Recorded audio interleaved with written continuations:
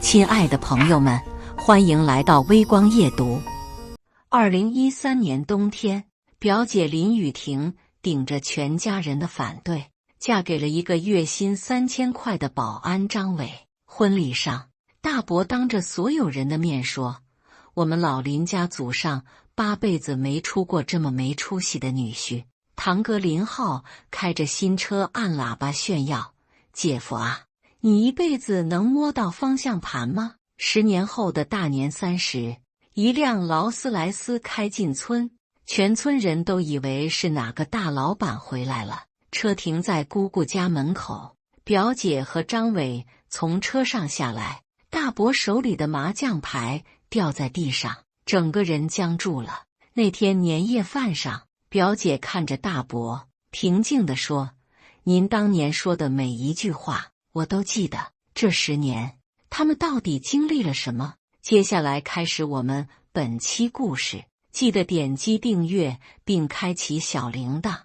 2013年12月，我刚大学毕业回家，就赶上表姐林雨婷的婚礼。姑姑家院子里摆了10桌酒席，来的都是村里的亲戚邻居。新郎张伟站在门口迎客，穿着一套明显不合身的西装，袖子长了一截，领带也系得歪歪扭扭的，他看起来很紧张。有人跟他打招呼，他就低着头笑笑，话都说不太利索。这就是新姑爷啊！有人小声议论，听说是个保安，1个月才3000块。哎，雨婷好歹也是大学生，怎么就……大伯林国强是最晚到的，他一进院子，声音就盖过了所有人：“哎呦，这就是新姑爷，看大门的。”周围的人都停下了筷子。大伯走到张伟面前，上下打量了他一番，摇着头说：“我们老林家祖上8辈子没出过这么没出息的女婿。”表姐从屋里跑出来，脸色发白：“大伯，怎么？我说错了？”大伯根本不理他，转身对着院子里的人说：“你们说说，1个月3000块，这日子怎么过？”就在这时，院子外面响起汽车喇叭声，堂哥林浩开着一辆崭新的国产车进来了，黑色的。虽然只是10万块的车，但在村里已经很扎眼了。他故意按着喇叭，一直按到停在院子中间。姐，林浩从车上下来，笑得很夸张：“来看看我这新车。”表姐没说话。林浩走到张伟面前：“姐夫啊，我这车虽然便宜，但好歹也是辆车。你1个月3000块，这辈子能摸到方向盘吗？”张伟攥紧了拳头，青筋都抱起来了，但最终还是低下了头。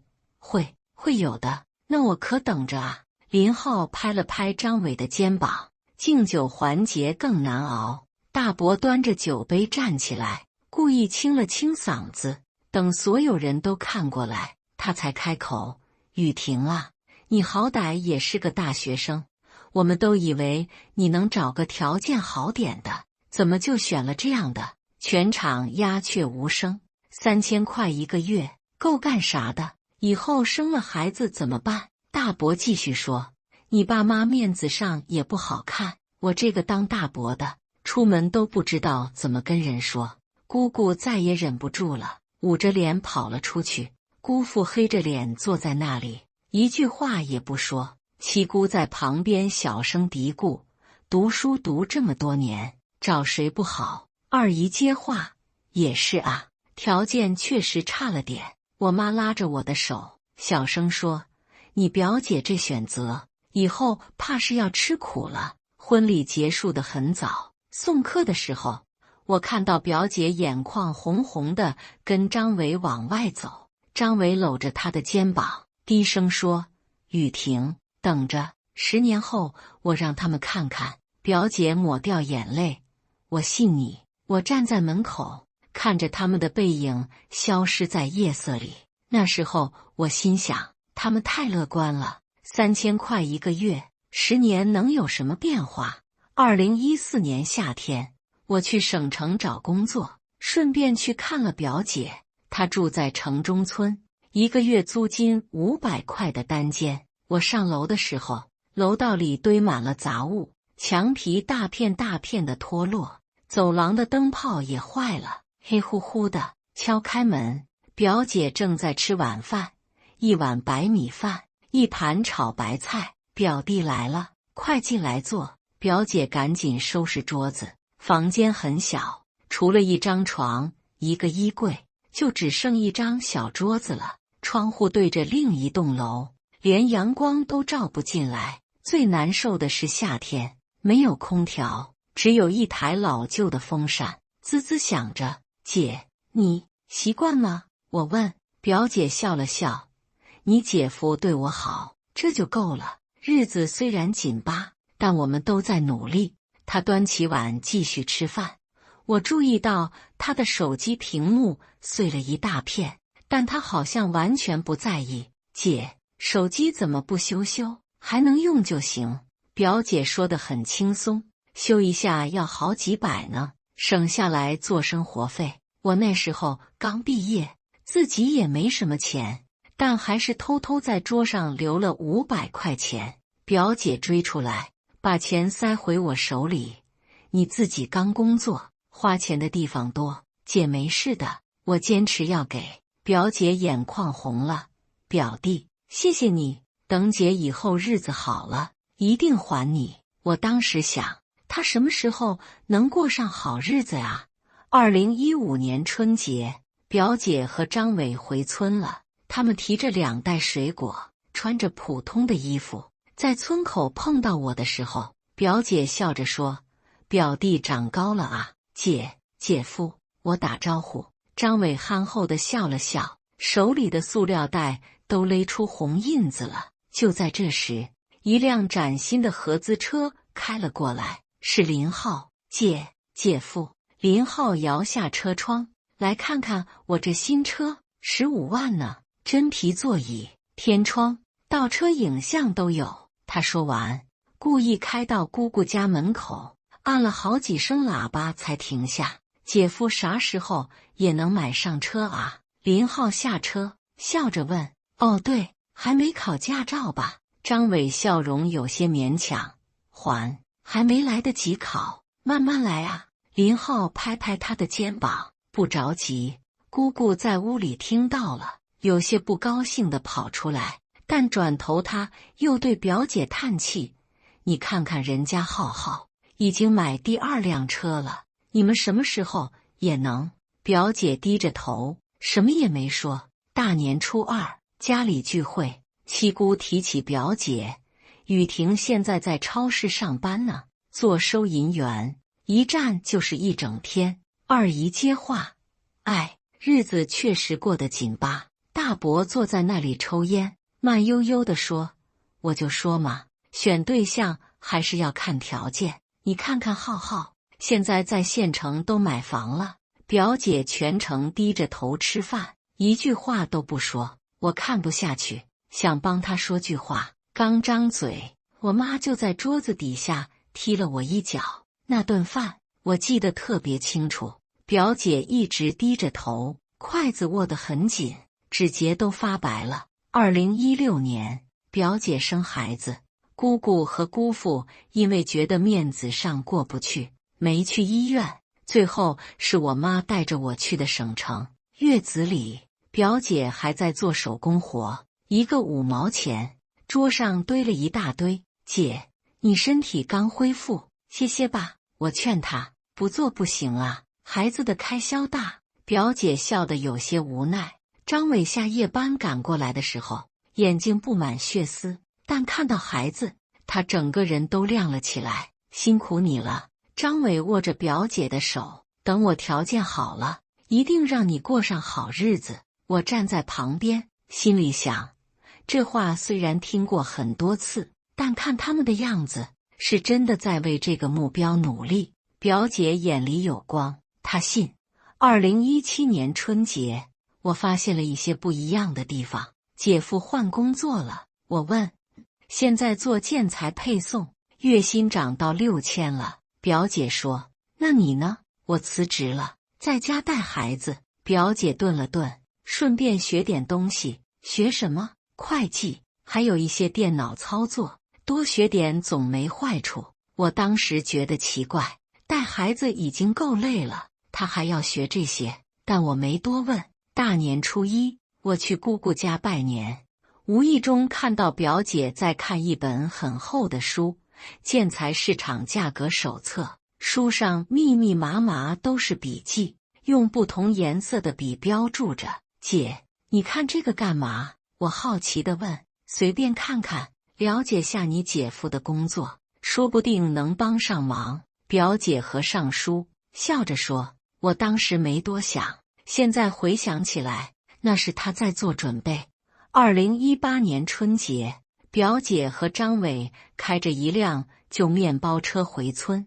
大伯看到车，语气夸张：“哟，买车了啊！这面包车实用，拉货方便，年夜饭上。”林浩关心地问张伟：“姐夫，送货一个月能挣多少啊？够养活一家人吗？够吃够喝？”张伟淡淡地说：“也是，要求不高就行。”林浩笑了笑：“不像我，房贷车贷，压力大。”大伯接话：“浩浩有上进心，有压力是好事，说明在往上走。”我看到表姐握紧筷子，但她什么也没说。散席后，我送表姐他们到村口，走到一半，表姐突然停下，认真地看着我：“表弟，你记住今天这些话啊！”我愣住了。10年后，你帮姐作证，他们今天说了什么？我当时以为他在说气话，笑着说：“姐，别太在意。”表姐没再说话，但我看得出她是认真的。2019年春天，林浩在县城做生意赔了钱，在外面欠了20多万。大伯带着林浩来姑姑家，进门就说：“妹子啊，大哥遇到点困难，你得帮帮忙。”姑姑为难，家里也没多少钱，你们存的那点养老钱先借我，浩浩生意周转过来就还。大伯说得很急，姑父坐在那里沉默了很久，最后叹了口气，从柜子里拿出一个布包，里面是5万块钱。到底是亲兄妹，拿去吧。姑父把钱递给大伯，林浩拍着胸脯保证：“姑姑，最多半年，我一定还给您。”半年后的秋天，林浩换了一辆崭新的 SUV， 黑色的，25万。姑姑去提还钱的事，大伯说：“浩浩现在生意刚起步，需要点时间，缓缓再还。”姑父去找他们，被大伯母说了回来：“你女儿不是也过得挺好的吗？这5万块也不急。”姑姑气得血压升高，住了3天院。表姐从省城连夜赶回来，在病床边握着姑姑的手。我在病房外听到表姐说：“妈，这笔账我记着，一定帮您要回来。”2020年，疫情来了，那段时间我很少联系表姐，偶尔打电话，她总说挺好的，你照顾好自己。但我听得出来，她声音很疲惫。我妈从村里听说张伟生意遇到困难，资金周转不开，我想给表姐转点钱，她拒绝了。姐心里有数，不用担心，我们会想办法的。后来我才知道，那是他们最难的时候，但他们咬牙挺过来了。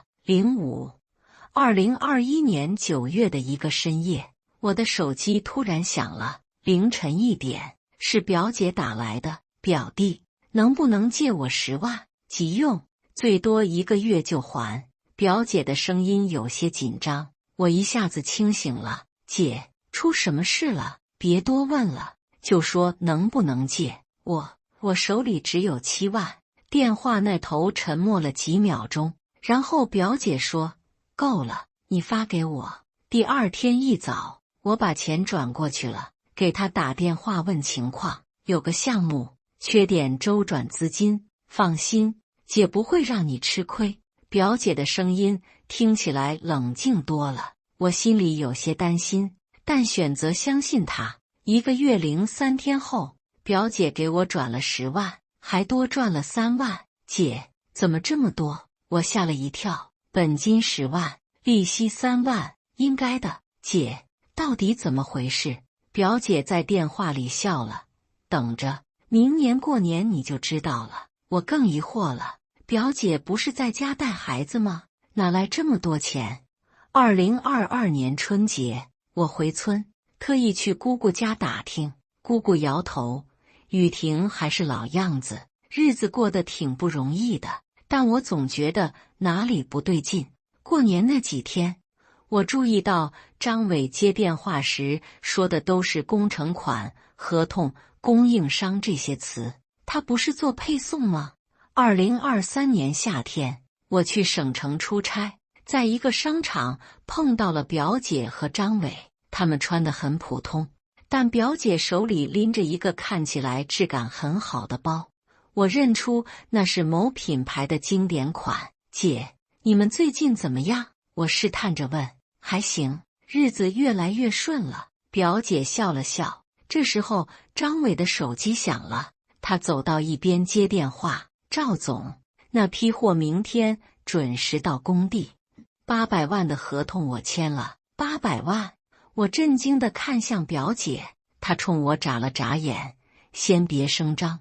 2024年1月，我换了工作，去一家建筑公司做行政，整理财务报表的时候，我看到一个供应商名字：伟霆建材有限公司，法人代表张伟、林雨婷。我愣住了。伟霆、张伟和林雨婷。我偷偷查了这家公司的工商信息：2021年注册，注册资本200万，2023年营业额破1200万。我手抖着给表姐打电话。表弟，查到了。表姐笑了。先别说出去，时机还没到。姐，你们这是10年了，该让大家看看了。几天后，林浩给我打电话，声音有些发抖。表弟，你知道你表姐在做什么吗？不知道啊。怎么了？我装作不知情。我今天在公司碰到她了。林浩说，他在建筑集团做采购部小主管，公司有个800万的建材供货合同要签，供应商代表来谈判，是个穿职业装的女人，谈判时特别专业，连他们采购经理都很认可。签约的时候，林浩看到了名字林雨婷，他当场愣住了，他气场完全不一样了。我想打招呼，他只是礼貌点头。林浩的声音很低，签完合同他就走了，也没多说什么。他不是在家带孩子吗？怎么会有公司？我想了想说，人家一直在努力，只是没告诉你们而已。对了，你还欠姑姑5万呢，记得吗？电话那头沉默了。他这10年一直在默默准备，学会计，学建材知识，都是在积累。2021年是转折点，他们的公司起来了，但他一直低调，就等着这一天。他要用事实说话。2024年大年30下午3点，我正在自家院子里贴春联，突然听到村口一阵骚动。快看，劳斯莱斯！真的劳斯莱斯！全村人都往外跑，我也放下春联跑去看。一辆黑色的劳斯莱斯古斯特缓缓开进村，车身在阳光下闪着光，车牌号是省城的。全村人都围上去，议论纷纷。这得多少钱啊？至少300-400万，谁家这么有钱？我挤在人群里，心脏狂跳。车停在了姑姑家门口，驾驶位的门打开，张伟下车了。他穿着剪裁得体的黑色大衣，头发梳得整齐，跟10年前那个紧张的新郎完全不一样。副驾驶门开了，表姐下来，她穿着米色大衣，戴着墨镜，气质沉稳。后坐下来一个10来岁的孩子，穿着整齐的羽绒服。人群沸腾了。这是雨婷？不会吧，她不是。我看到大伯正在自家院子里跟人打麻将，听到动静出来看，手里的牌掉在地上，整个人呆住了。林浩站在人群最后面，脸色有些发白。姑姑听到动静跑出来，看到女儿，捂着嘴，眼泪止不住地流下来。雨婷，表姐摘下墨镜，温柔地叫了声妈。姑姑扑过去抱住女儿，哭得停不下来。姑父站在门口，靠着门框，眼眶红红的。张伟打开后备箱，里面全是礼品盒，包装精美，茅台、高档保健品、进口水果。他一箱箱往院子里搬，围观的人都看呆了。表姐从包里拿出一张银行卡，递给姑姑：“妈，这里是100万，您和爸养老用，这些年让你们担心了。”姑姑颤抖着手接过卡，泣不成声。姑父背过身，肩膀抖动着。我看到大伯站在人群外，神情复杂。大伯母拉着他想走，他站在那里没动。林浩想往前走，被他妈拽住了。七姑、二姨这些人一个个凑上来：“雨婷啊，回来了，这些年过得不错啊。”表姐只是礼貌的点头，笑容客气而疏离。晚上在我家吃年夜饭，家族的人都来了。表姐和张伟坐在主位，姑姑姑父坐旁边，大伯也来了，坐得有些远。林浩和他妈低着头，话不多。其他亲戚的态度跟以前完全不一样了。大伯端起酒杯，表情有些尴尬：“雨婷啊，大伯敬你一杯。”表姐看着他，平静地说：“大伯，您先坐。”大伯愣了一下，继续说：“当年大伯说话有些不太合适，你别太放在心上。”表姐放下筷子：“大伯，我记得。”全桌安静了。大伯脸上有些挂不住，都是一家人。表姐语气平静：“大伯，2013年我婚礼上您说的话我都记得。”大伯支支吾吾：“那都过去了。”表姐看着大伯，不急不缓地说：“您说，我们老林家祖上8辈子没出过这么没出息的女婿。您说，我爸妈面子上不好看，您出门都不知道怎么跟人说。您说3000块1个月，孩子以后怎么办？这些话您还有印象吗？”大伯想解释，但话到嘴边又咽了回去。这10年，我们一直在努力。表姐继续说：“虽然日子过得不容易，但我们从没放弃。”表姐转向林浩：“堂哥，还记得你以前说的话吗？”林浩低着头不说话。“你说姐夫可能一辈子也摸不到方向盘。你看到外面那辆车了吗？”表姐语气平和：“劳斯莱斯古斯特，落地430万。这些年，我们一直在为自己的选择努力。”林浩脸色有些尴尬，但没反驳。表姐转向姑父：“爸，2019年您借给大伯家的5万，到现在还没要回来吧？”姑父点点头，叹了口气。表姐看向大伯：“大伯，这笔钱该还了。”大伯有些为难：“浩浩现在……”表姐拿出手机，调出一张照片，是林浩那辆 CV，2020年3月买的车，25万8。表姐平静地说：“我妈住院的时候，您说手头紧，转头买了车，这事儿得有个说法。”张伟开口了：“大伯，我们现在不缺这5万，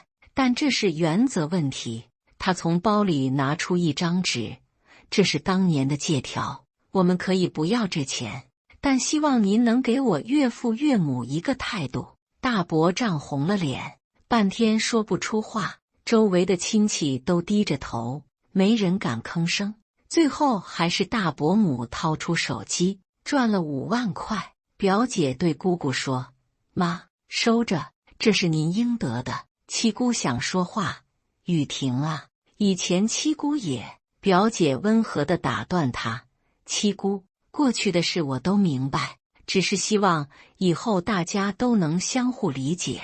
二姨想打圆场，都是一家人。我知道，表姐点点头，只是有些事需要说清楚。我不是记仇，只是想告诉大家，当初的选择没有错。有个堂叔想让儿子去表姐公司，表姐婉拒，不好意思，公司暂时不招人。堂叔有些不好意思，就是问问。我理解。表姐笑了笑，如果以后有机会，我会考虑的。气氛慢慢缓和了一些，但大伯一家还是提前离开了，其他亲戚也陆续找借口走了，最后只剩下我们几个关系好的人。